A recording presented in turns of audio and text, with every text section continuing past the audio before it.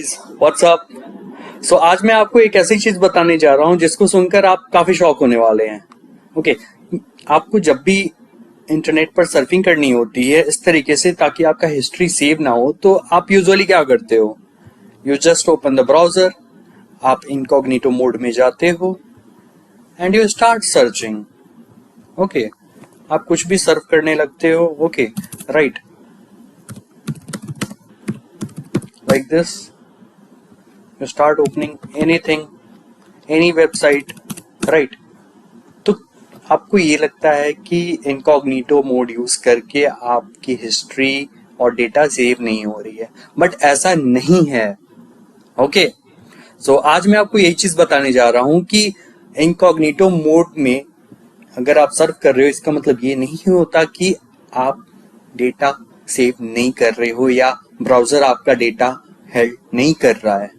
Okay, बिल्कुल incognito mode में भी ब्राउजर जो है आपका डेटा जहां आप सर्व कर रहे हो वो स्टोर करता है। ओके, और आप उसको कहां देख सकते हो? तो मैं बताता हूं आपको कि आप वो कहां देख सकते हो। You just need to open your CMD। Okay, right, just click over here, write CMD, run it as a administrator.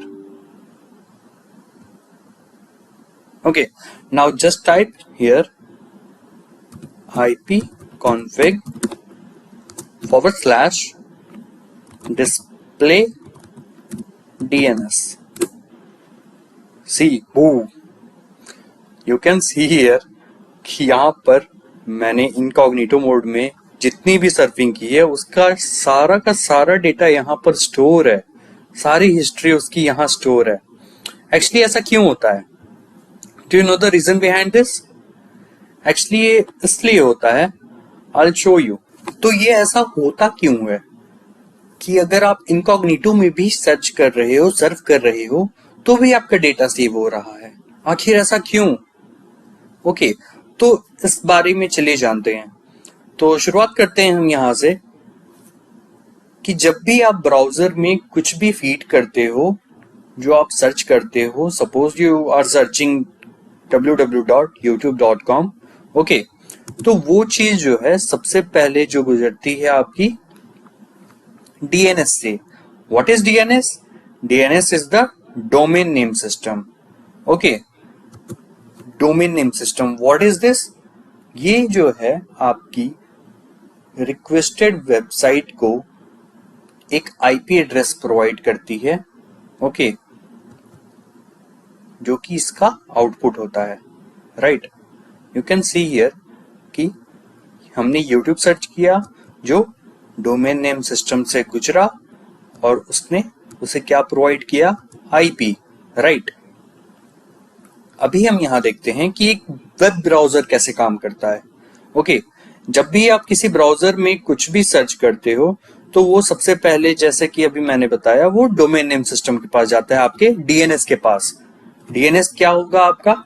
आपके राउटर से या फिर ISP प्रोवाइडर जो भी है उनसे कॉन्फ़िगर्ड होता है। राइट, जो एज अ आउटपुट आपके रिक्वेस्टेड वेबसाइट को IP प्रोवाइड करता है, जो कि आपके वेबसाइट के सर्वर पर जाता है। राइट, जहां से आपको रिजल्ट वापस मिलता है आपके डेस्कटॉप पे, आपके सिस्टम पे, आपके ब्राउजर पे।